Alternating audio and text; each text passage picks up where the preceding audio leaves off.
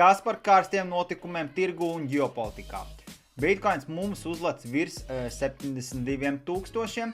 Naktī Trumps paziņo to, ka neuzbruks Irānai, ir tad 2 nedēļu ieturēta pauze. Piektdien būs miera sarunas Pakistānā, tas dod atelpu tirgumu, akciju tirgus pieaug, kriptovalūtas tirgus pieaug. Un, ja mēs skatāmies tieši uz naftu, tad šajās 2 nedēļās tiek atvērts arī Hormuz šaurums. Nafta veic lielu korekciju, no $116 koreģējas vairāk par 20% un atrodas nedaudz virs $90. Un, protams, tas vieš cerības uz kaut kādu pamieru.